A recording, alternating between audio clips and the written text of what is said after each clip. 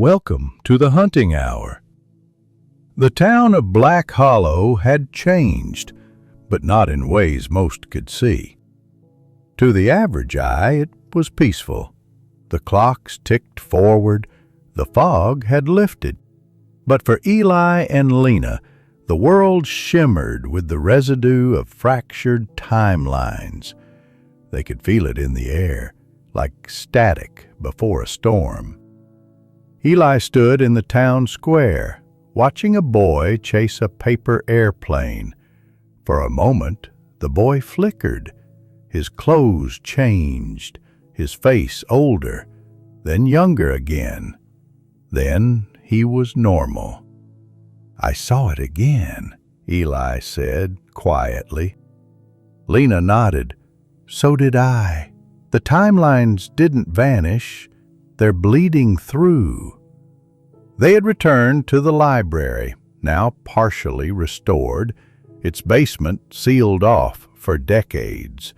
But Lena had found a key. Literally, a brass key hidden in the spine of a book titled "The Shape of Memory." The door beneath the library creaked open, revealing a spiral staircase descending into darkness.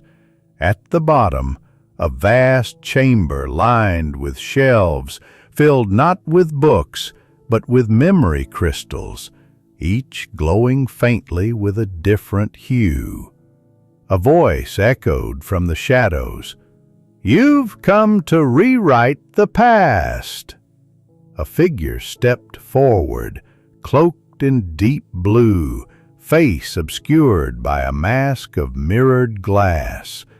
"I am the curator, and this is the archive of forgotten timelines." Eli stepped forward. "Why are we seeing echoes?" The curator tilted their head. "Because you broke the hourglass, and in doing so, you became architects. You now shape what remains." Lena held up her hand. The hourglass symbol pulsed faintly beneath her skin. "You must choose," the curator said, "which memories to preserve and which to let fade." Behind them, a crystal began to glow brighter, showing a version of Black Hollow where Eli never survived the confrontation. Lena gasped. "Some memories want to return," the curator warned, "even the ones that should not." The archive of forgotten timelines stretched endlessly in all directions, rows upon rows of crystalline memories, each humming with a different frequency.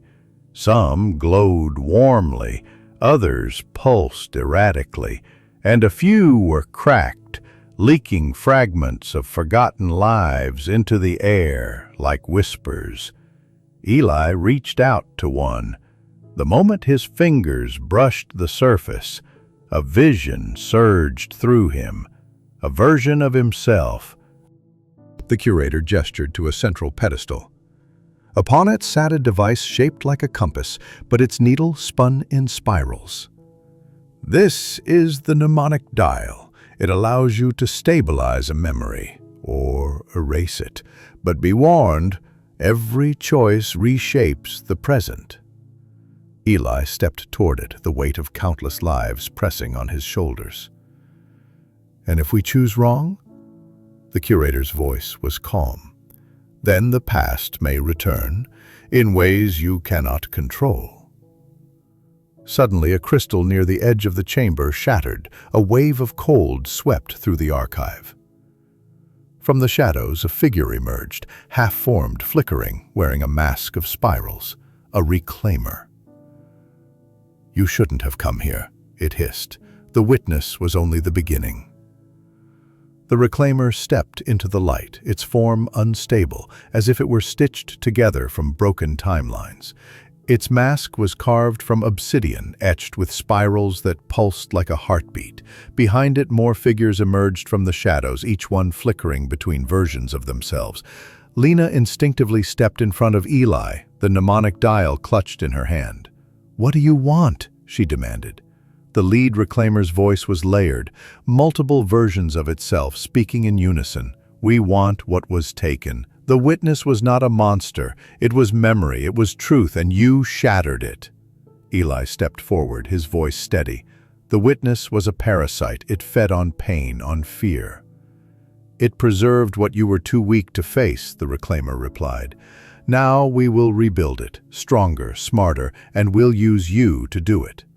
The reclaimers surged forward. Lena slammed her hand down on the mnemonic dial. The compass spun wildly, then locked onto a glowing crystal nearby. A pulse of light erupted from the pedestal, freezing the reclaimers mid-step. The curator raised a hand, stabilizing the chamber. "You must leave, now. The archive is not yet ready for war." Eli grabbed the crystal the dial had chosen. It pulsed with a soft blue light, warm and familiar.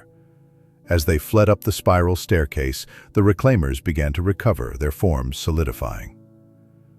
"You can't run from memory," one of them called after them. "It always finds its way back." Back in the library, the crystal in Eli's hand began to hum. He looked at Lena. "This memory, it's mine, but I don't remember it." Lena nodded. "Then we find out what it wants us to see." Back in the safety of the library's upper floor, Eli placed the glowing crystal on the table. It pulsed gently, like a heartbeat. The mnemonic dial, still warm from use, began to spin again, slower this time, more deliberate. Lena leaned in. "Are you ready?" Eli nodded. "Let's see what I've forgotten." He touched the crystal. The world around them dissolved. They stood in a memory, not a dream, but a living echo. The air shimmered with golden light. They were in a hospital room. A younger Eli sat beside a bed, holding the hand of a woman, his mother. Her face was pale, her breathing shallow. "You have to let go," she whispered. "You can't carry all of this." "But if I forget you," young Eli said, voice cracking, "then I lose everything." "No," she smiled. "You lose the pain, but the love stays. It always stays." The memory shifted. The hospital faded, replaced by a younger version of Black Hollow, vibrant, alive. Eli and Lena stood unseen as children ran through the streets, laughter echoing. A version of Eli, maybe 10 years old, stood at the edge of the woods, staring into the trees. And in the shadows, something watched him. The witness. Even then it had begun. The memory collapsed, and they were back in the library. Eli's eyes were wet, but clear. "That was the first time I saw it," he said. "Before the experiments. Before Halden. It was already there." Lena looked at the crystal, now dim. "Then maybe the witness wasn't just created. Maybe it was drawn to you, to your grief." Eli nodded. "And maybe the reclaimers aren't trying to rebuild it. Maybe they're trying to become it." A low rumble shook the floor beneath them. The archive was under attack. The floorboards of the library groaned as the tremor passed. Dust rained from the ceiling. Somewhere below, the archive was under siege. Lena rushed to the window. In the distance, the sky above the forest had darkened, not with clouds, but with fractures, thin, jagged tears in the air, like glass cracking under pressure. Through them, glimpses of other timelines bled through. A burning black hollow, a version of the town submerged in water, another where the witness stood atop the clock tower. Eli turned to the mnemonic dial.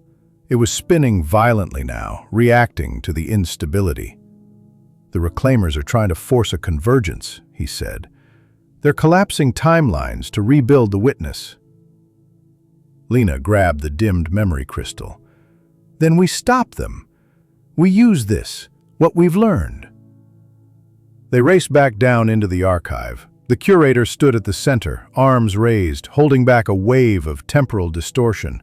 The reclaimers had breached the outer shelves. Crystals shattered around them, releasing fragments of memory that swirled like ghosts. "You're too late," one of the reclaimers hissed. "The witness is already reforming, in him."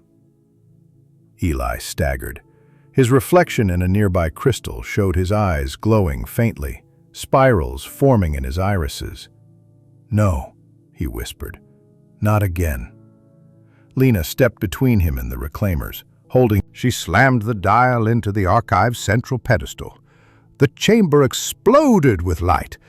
Every memory crystal lit up at once, flooding the room with echoes. Lives unlived, choices unmade, timelines that had never been. Eli stepped into the storm, arms outstretched. He wasn't resisting the memories anymore. He was embracing them. "I am not the witness," he said. "I am the sum of every version of me that chose to fight." The spirals in his eyes faded. The reclaimers screamed as the light consumed them, unraveling their stolen forms, scattering them back into the timelines they had tried to steal. And then, silence. The archive was still. The fractures in the sky sealed. The witness was gone. The story continues. Don't forget to like, comment, share, and subscribe. Your support means the world to us and helps us make even better content.